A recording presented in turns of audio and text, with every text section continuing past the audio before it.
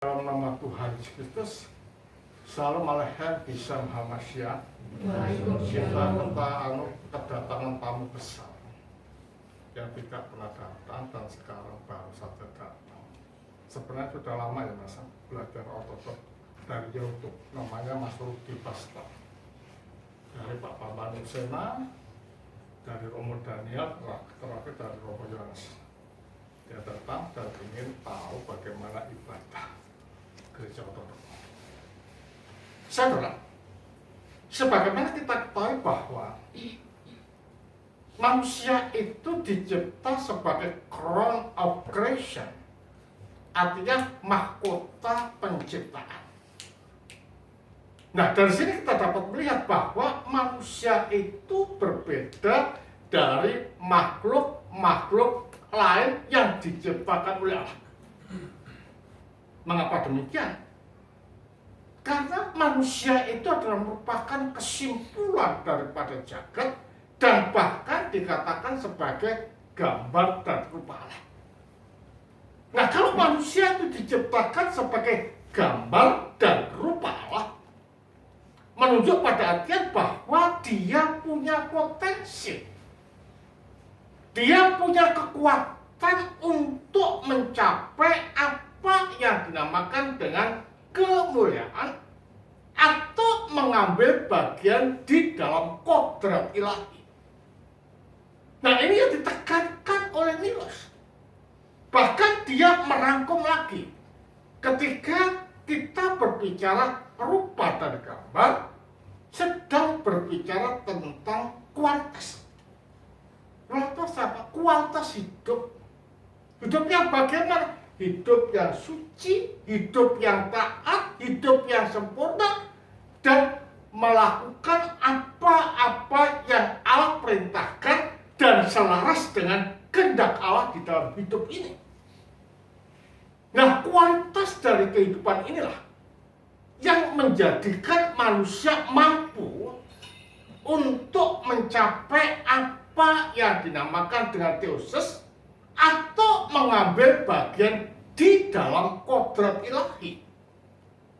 Jadi kalau demikian, kehidupan manusia itu mempunyai suatu beban di pundaknya.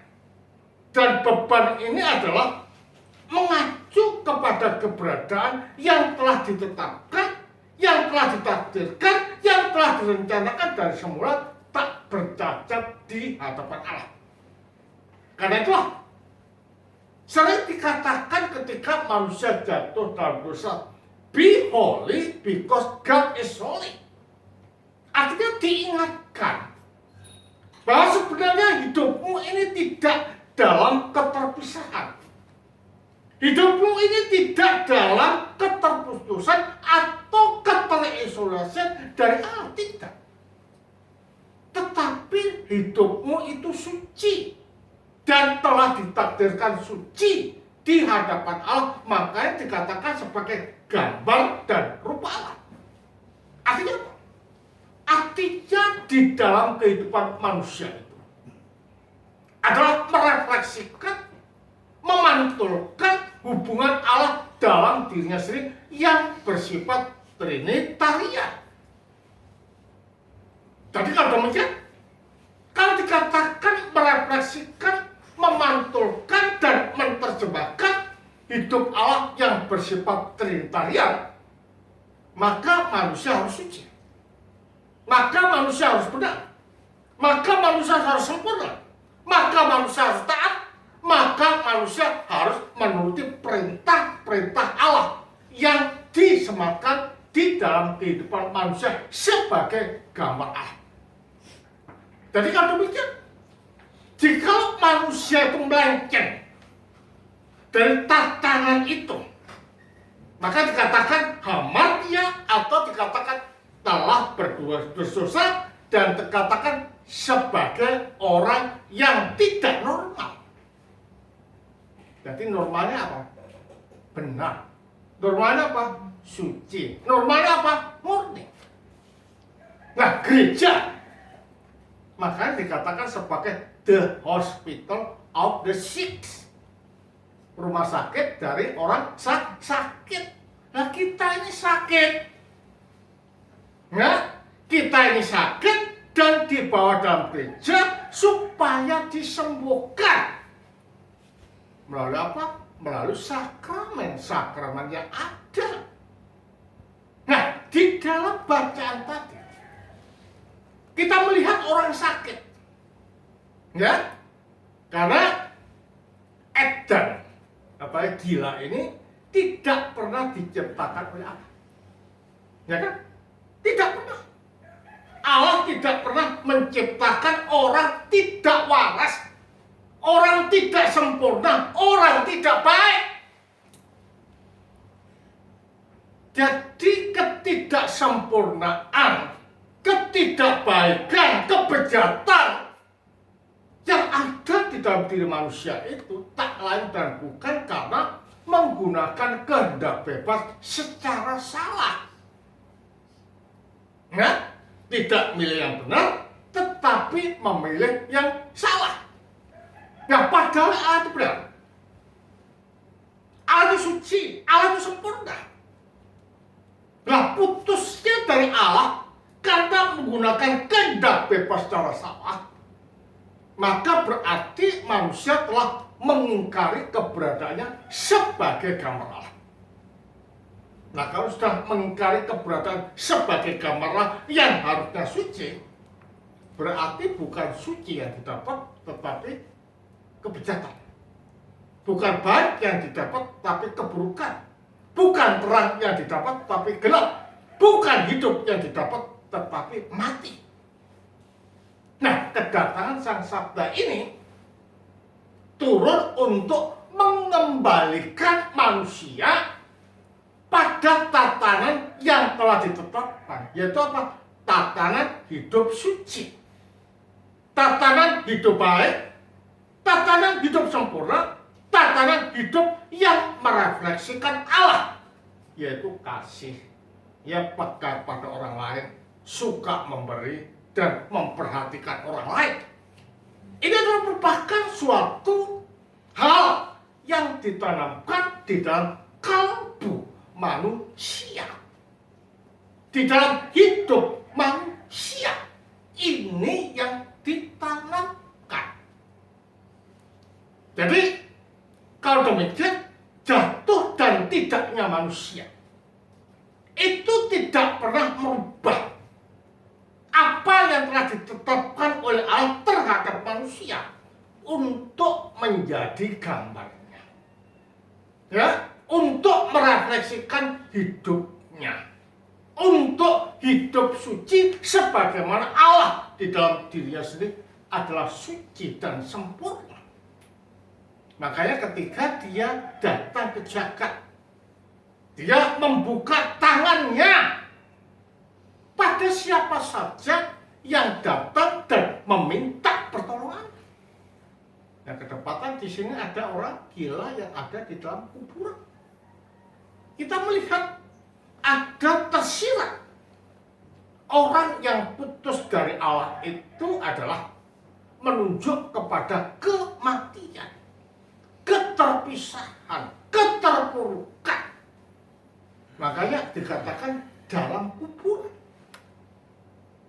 Moralnya sudah tidak baik, hatinya sudah tidak bersih, tindakannya sudah tidak murni seperti apa yang Allah kehendaki. Coba kita lihat di sini, ya. Kita lihat di sini. Setibanya di seberang, yaitu di daerah orang Gadara, datanglah dari pekuburan 2 orang yang kerasukan setan menemui Yesus. Mereka sangat berbahaya, sehingga tidak seorang pun yang berani melalui jalan itu. Tukang ngamuk rupanya, ya kan? Sehingga tidak seorang pun berani melalui jalan itu. Lalu katakan, ya, katakan di sini.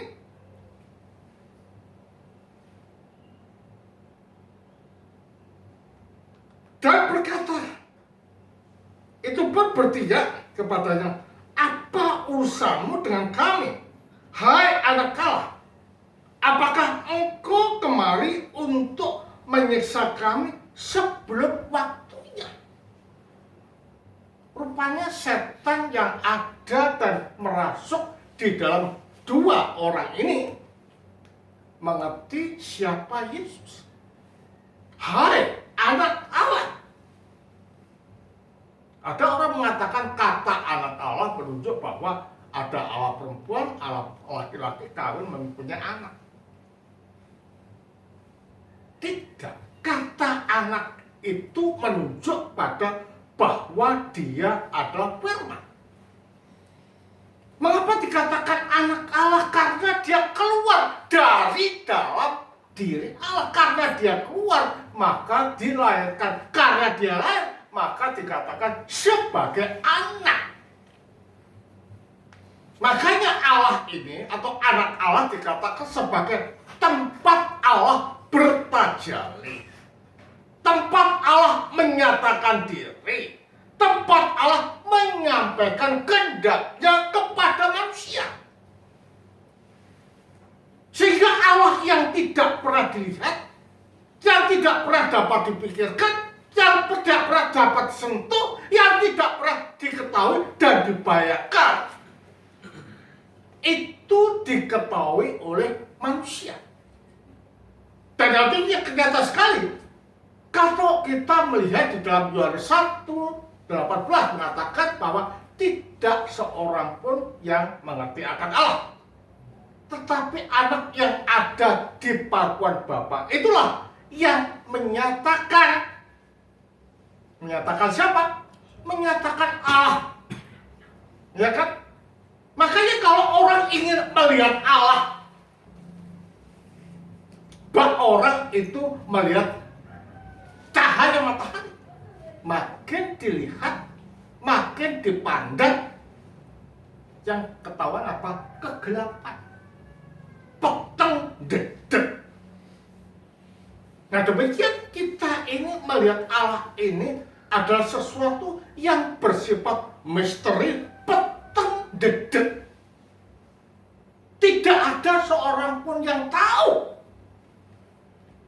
Nah karena tidak ada orang yang tahu inilah, maka melalui energi berdasarkan renungan manusia yang ada ini, akhirnya mengatakan bahwa Allah itu baik, Allah itu kasih, Allah itu terang, Allah itu memperhatikan dan lain sebagainya. Itu hanya untuk menerangkan satu hal, yaitu esensi Allah itu pun tidak lengkap.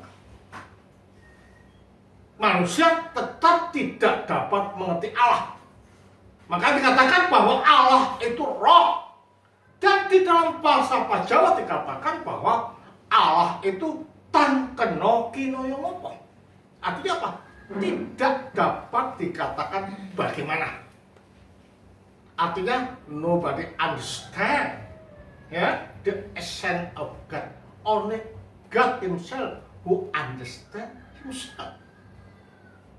Jadi nobody understand that. Ini adalah the secret of God.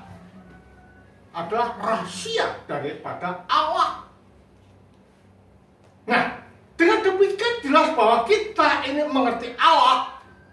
Bahkan setan ini sebatas itu dinyatakan.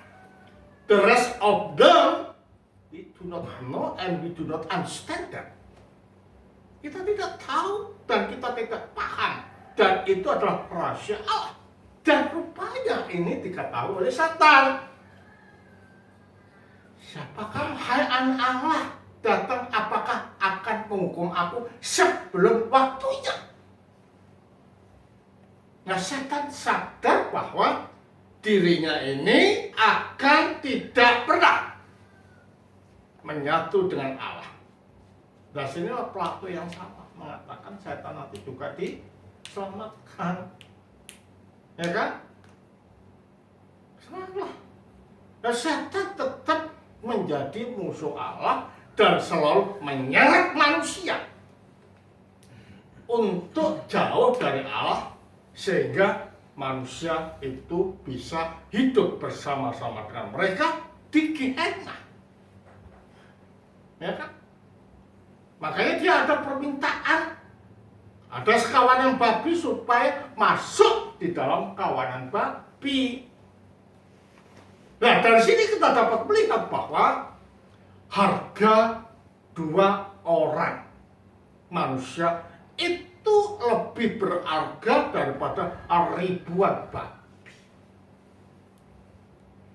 Berarti kan betul bahwa manusia memang the crown of creation, the king of the world, mahkota penciptaan atau raja dunia. Kalau demikian manusia itu lebih mulia, lebih agung, lebih suci, lebih everything daripada makhluk-makhluk lain yang diciptakan oleh Allah. Bahkan manusia dikatakan sebagai mutiara, biji mata Allah. Dari sini kita dapat melihat betapa murninya manusia, betapa agungnya manusia, betapa tingginya harkat dan martabat manusia. Makanya kita harus bersyukur sebagai manusia yang dikatakan sebagai ciptaan atau mahkota ciptaan, atau dapat dikatakan sebagai kesimpulan dari jagat besar. Mengapa dikatakan sebagai kesimpulan jagat besar? Karena manusia dikatakan sebagai mikrokosmos dan jagat besar dikatakan makro. Nah, ketika manusia jatuh dalam dosa, maka jagat pun juga hancur, berantakan, dan ekosistem tanah juga berubah. Kalau demikian jelas bahwa inti daripada pengendalian jagat ini terletak pada manusia. Nah, ketika manusia itu dipulihkan, maka jagat pun juga dipulihkan. Atas dasar inilah saudara, jikalau kita ini jatuh di dalam kegagalan, keberdosaan, keterpisahan, maka jalan satu-satunya adalah merangkul sang Khalik di dalam kehidupan kita melalui sosok siapa? Yesus. Makanya carilah dahulu kerajaan Allah dan kebenarannya, maka segala sesuatu akan menjadi milikmu. Nah, kebenaran itu ideologi apa bukan? Ya, kerajaan itu kebenaran atau bukan? Nah, kalau kebenaran kita katakan sebagai ideologi atau pendapat, Anda tidak pernah selamat. Ya kan? Kenapa? Karena keselamatan itu adalah menunjuk kepada sosok. Dan itu nyata sekali kalau kita lihat di dalam Kisah Rasul 4 ayat 12. Coba kita baca. Kisah Rasul 4 ayat 12. Sudah saya bawa Alkitab belum? Ya, coba dibaca. Ya, baca yang keras. Kisah Rasul 4 ayat 12. Dan keselamatan tidak ada di dalam siapapun juga selain di dalam Dia. Sebab di bawah kolong langit ini tidak ada nama lain yang diberikan kepada manusia yang olehnya kita dapat diselamatkan. Siapa? Kalau gitu keselamatan apa? Sosok. Siapa? Yesus. Yohanes 14 ayat 6. Dibaca.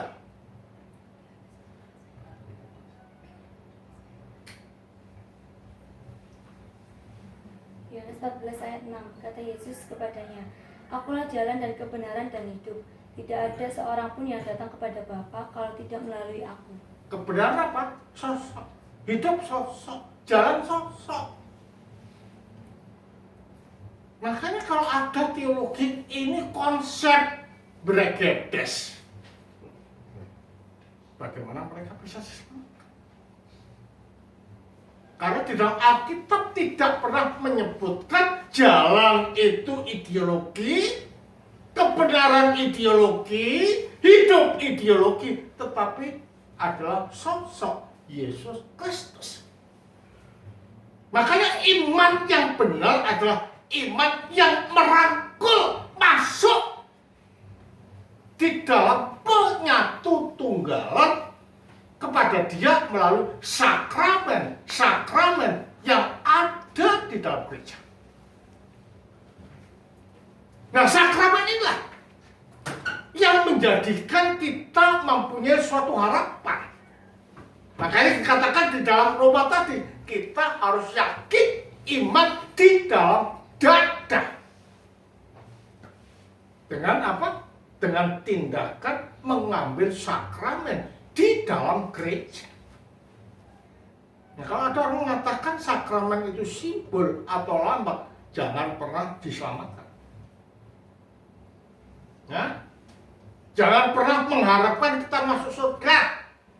Surga bukan tempat, tetapi itu adalah penyatu tunggalan. Dan penyatu tunggalan itulah yang mendatangkan kebahagiaan, yang mendatangkan kesucian, yang menjadikan pembaruan, yang mendatangkan kita masuk di dalam kehidupan Allah, yaitu mengambil bagian di dalam kodrat ilahi.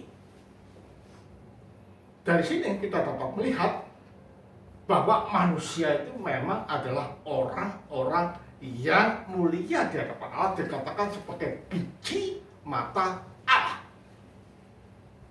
Dari sini kita dapat melihat bacaan tadi mengingatkan bahwa jangan hidup dalam keterpustusan yang akhirnya kekubur, tetapi hiduplah di dalam penyatu tunggal.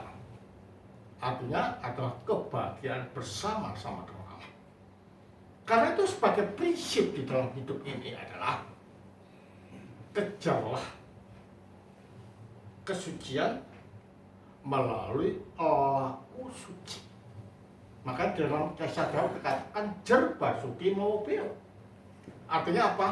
Untuk mendapatkan kesucian atau kesuksesan dalam hidup, must be struggling all the time, never stop. Struggling, and struggling to take the way of God, namely the holiness of God. That is our goal. Ya, tujuan kita hidup. Jangan kita hidup hanya sekedar hidup, tapi raihlah kesucian supaya kita hidup bahagia bersama-sama dengan Allah. Kemudian bagi Sang Bapa, Sang Putra, Sang Kudus. Amin.